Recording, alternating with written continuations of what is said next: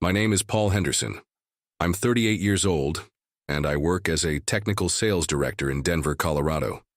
For nearly 3 years together, I believed I had a solid marriage with Catherine Miller, an ambitious corporate manager who climbed the ladder faster than most people in our circle. We met at a networking event downtown in late 2021, hit it off over craft beer and shared ambitions, and moved in together within 6 months. We had a small civil ceremony in late 2022. Catherine was sharp, driven, and knew exactly what she wanted from life. I respected that about her. She earned around $95,000 annually managing supply chain operations for a mid-sized logistics company, while I pulled in about $115,000 in technical sales for industrial equipment. We weren't wealthy, but we were comfortable in our 2-bedroom apartment in the Highlands neighborhood, splitting the $2,100 monthly rent and building what I thought was a partnership based on mutual respect and shared goals. If you enjoy stories of cold-blooded revenge and gripping plot twists, like this video and subscribe to the channel now. There are brand new, unreleased stories here every day, each one more intense than the last. I've always been the type who values loyalty above everything else. In my line of work, trust is currency. When I tell a client that a piece of machinery will increase their productivity by 15%, my word needs to be gold. That same principle guided my personal relationships. I believed Catherine and I operated on that same foundation of honesty and commitment. But somewhere around early 2024, things started shifting. Subtle changes at first. Catherine began working later, claiming her company was expanding into new markets and required more evening strategy sessions. She'd come home after 9 p.m., sometimes 10, smelling like expensive wine and making excuses about client dinners that seemed to happen 3 times a week. "The Peterson account is demanding," she'd say, dropping her purse by the door and heading straight to the shower. "You know how these Fortune 500 executives are. Everything has to be perfect."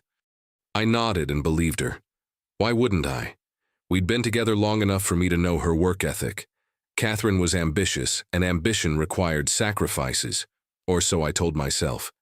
The intimacy between us became mechanical, scheduled, like another item on her business calendar. Our conversations shifted from dreams about the future to logistics about bills and schedules. She started picking fights over insignificant things, the way I loaded the dishwasher, my choice of weekend activities, even my preference for watching football instead of her favorite true crime documentaries. "You never want to do anything interesting anymore, Paul," she complained one Sunday afternoon in February 2024. "When's the last time we went somewhere that wasn't your idea of fun?" I suggested we take a weekend trip to Aspen, maybe hit the slopes and stay at that boutique hotel she'd mentioned months earlier. But Catherine shot it down, claiming work commitments made it impossible. Everything made it impossible lately.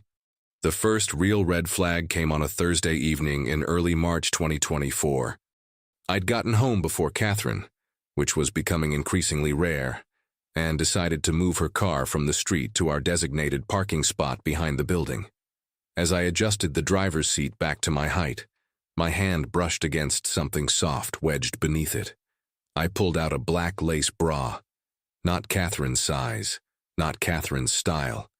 For a moment, I just stared at it, my mind racing through possible explanations. Maybe she'd borrowed a friend's car.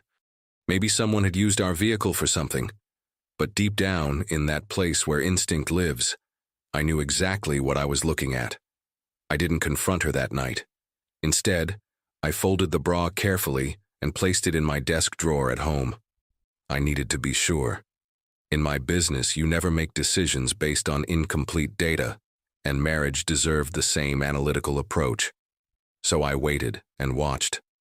Catherine's patterns became clearer once I started paying attention. Her late meetings always fell on Tuesdays and Thursdays. She'd shower immediately upon coming home, even on days when she claimed to have been stuck in conference rooms all evening. Her phone, which used to sit casually on counters and tables, now lived permanently in her purse or pocket.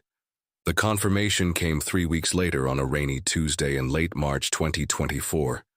I'd finished a client presentation downtown earlier than expected, and decided to grab dinner at a pub on 17th Street before heading home. As I waited for my order of fish and chips, I spotted Catherine through the window, sitting in a corner booth with David Rodriguez, a senior operations manager from her company. I knew David from the occasional office party Catherine dragged me to. Married guy with 2 kids, drove a silver BMW, always wore expensive suits that screamed trying too hard. What struck me wasn't that they were having dinner together. Corporate colleagues do that all the time. It was the way Catherine leaned across the table, her hand covering his, her body language screaming intimacy rather than business. I paid for my untouched meal and followed them outside, staying a block behind as they walked to the Marriott downtown. I watched them enter the hotel lobby together. Catherine's arm looped through David's like they were heading to their honeymoon suite, rather than a strategic planning session. That night, when Catherine came home at 10:30, I was reading a technical manual for new hydraulic systems, acting completely normal. "How was your day, honey?" she asked, kissing my forehead like she had for almost 3 years. "Productive," I replied without looking up. "Landed the Morrison account. 60,000 in equipment sales." "That's wonderful," she said, already heading toward the bathroom. "I'm exhausted. These Peterson meetings are killing me." I listened to the shower run for 20 minutes and made my decision. No screaming, no accusations, no dramatic confrontations that would give her ammunition to paint me as the unstable one. Catherine wanted to play games? Fine. But she'd discover that I understood strategy better than she realized. The next morning, I called my buddy Ryan Matthews, a guy I'd known since college who now ran a small organic farm in the hills outside Boulder. Ryan had always been the kind of friend who asked few questions and offered practical solutions.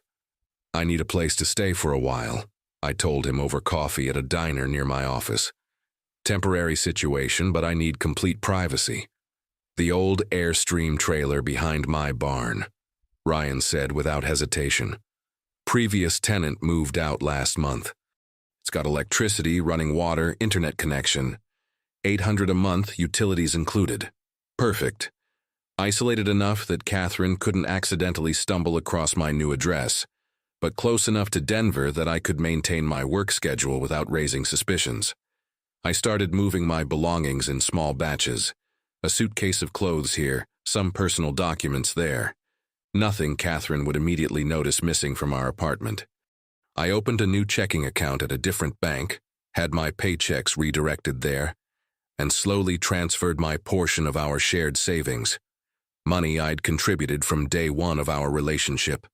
Catherine's schedule made it easy. While she was at her Tuesday and Thursday meetings with David, I systematically removed traces of my life from the apartment. My favorite books, my collection of vintage concert posters, my grandfather's tools, my computer equipment. 3 weeks of careful extraction, and Catherine remained oblivious. The beautiful irony was that her affair actually made my exit smoother. She was so distracted by her secret romance that she stopped paying attention to anything happening at home. When she bothered to engage with me at all, it was usually to pick another meaningless fight. "Paul, you left dishes in the sink again," she complained one evening in mid-April 2024. "Sorry about that," I said, loading them into the dishwasher. "I'll be more careful." What she didn't realize was that those were the last dishes I'd ever leave in that sink. My opportunity came when Catherine announced a business trip to Phoenix, supposedly to finalize some major contract negotiations. 4 days away, departing on a Thursday morning, returning Sunday night. I knew exactly what kind of business she'd be conducting in Arizona. "Safe travels," I told her, helping carry her suitcase to the Uber waiting outside our building. "Hope the Peterson deal works out."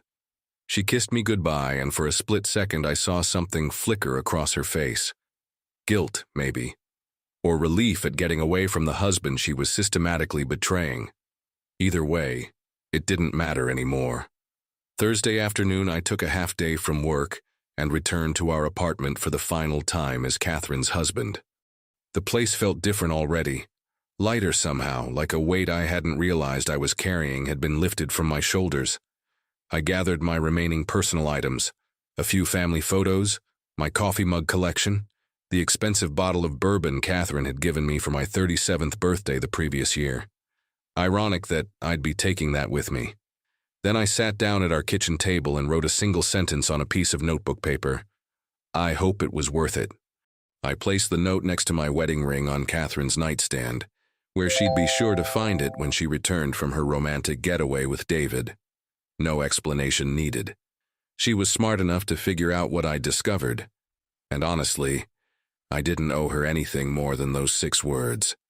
The drive to Ryan's farm took 45 minutes through winding mountain roads that felt like a passage from one life to another.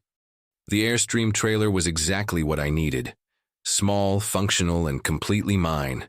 For the first time in months, I could breathe without wondering what Catherine was really doing or who she was really with. I spent the weekend setting up my new space and planning my next moves. Monday morning, I called Catherine's office and asked to speak with her supervisor. "This is Paul Henderson, Catherine Miller's husband," I told the woman who answered. "I need to inform you that Catherine won't be reachable at her current contact information after this week. Could you please update your emergency contact records?" "Is everything all right, Mr. Henderson?" the supervisor asked, concern evident in her voice. "Catherine will need to provide you with new contact details herself," I replied politely. "Thank you for your time." I activated a new number on a second line that same day, moved my work contacts and close friends there, and left my original line active on the old phone, so Catherine's calls would hit that device while I stayed unreachable. Catherine's return from Phoenix was supposed to happen Sunday evening. I imagined her walking into our empty apartment, calling my name, slowly realizing that half our belongings had vanished along with her husband. The note and ring would make everything crystal clear. Ryan checked on me Tuesday morning, bringing fresh eggs from his chickens and a thermos of coffee. "You doing all right out here?" he asked, settling into one of the trailer's small chairs. "Haven't heard a peep from you since Sunday." "Better than I've been in months," I told him honestly. "Sometimes the best thing you can do is simply remove yourself from a toxic situation." "She figure out you're gone yet?" "Oh, she knows." I showed Ryan my old phone, which I'd kept powered on to monitor Catherine's increasingly desperate attempts to reach me.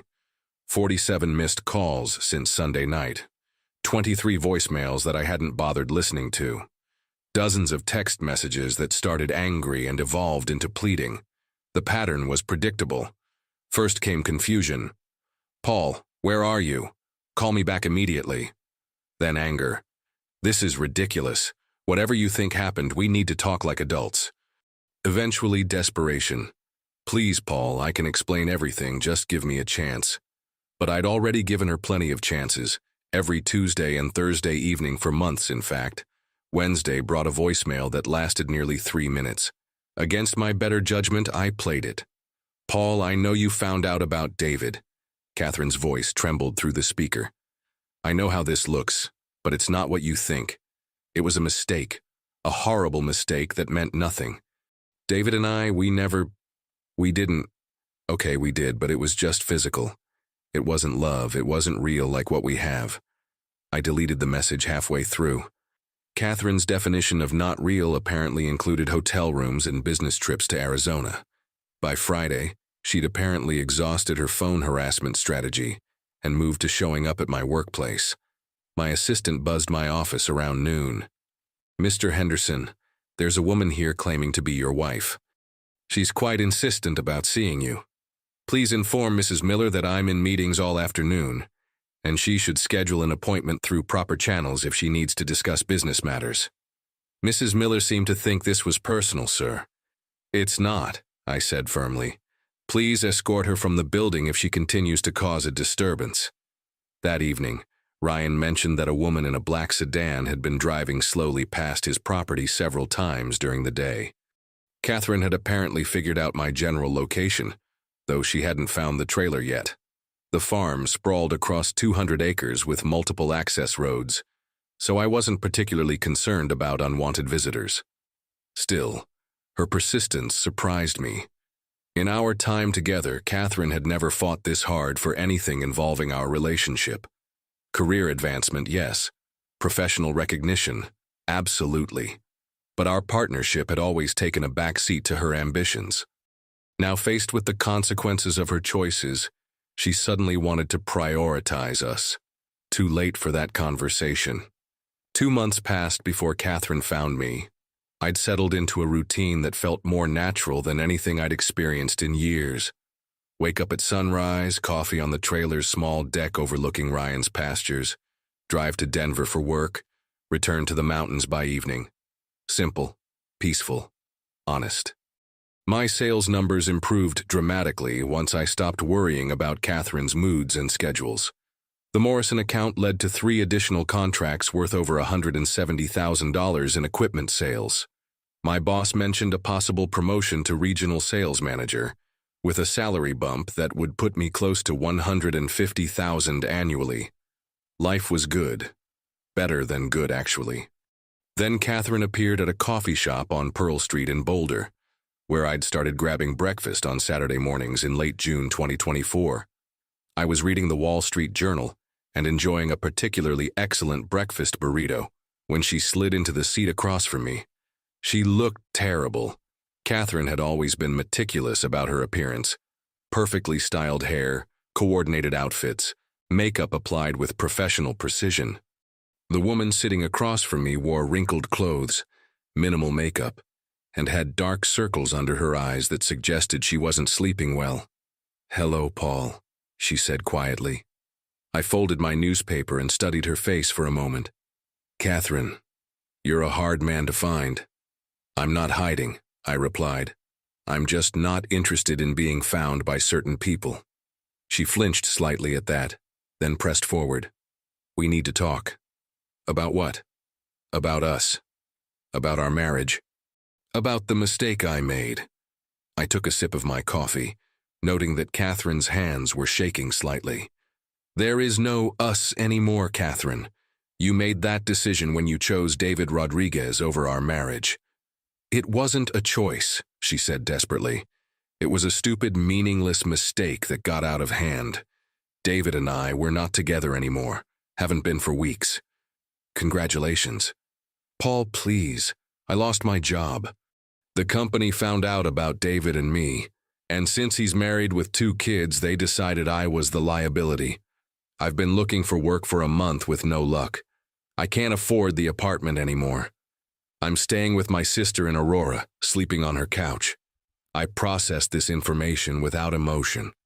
Catherine's affair had cost her the career she'd prioritized over our marriage, the financial independence she'd valued above our partnership, and apparently the relationship she'd thought was worth destroying everything for.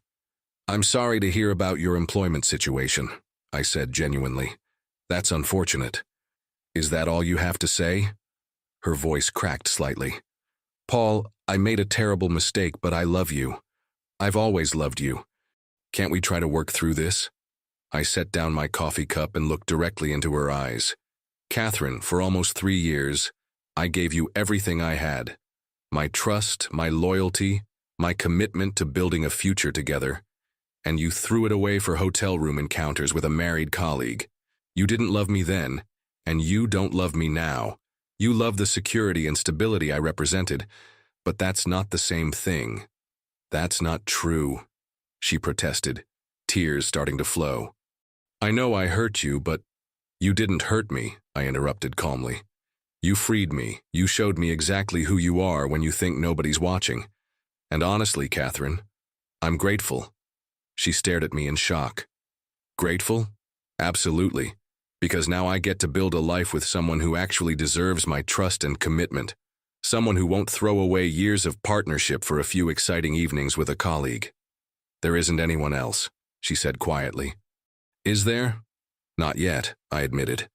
"But there will be, because I know my worth now, and I know I deserve better than someone who sees marriage as a backup plan for when her other options fall through." Catherine sat in silence for several minutes, tears streaming down her face. Finally, she spoke in barely a whisper. "Is there anything I can say to change your mind?" "No." She nodded slowly, accepting what I'd known for months, that our marriage had ended the moment she chose to betray everything we'd built together. She stood to leave, then turned back one final time. "I hope you find what you're looking for, Paul."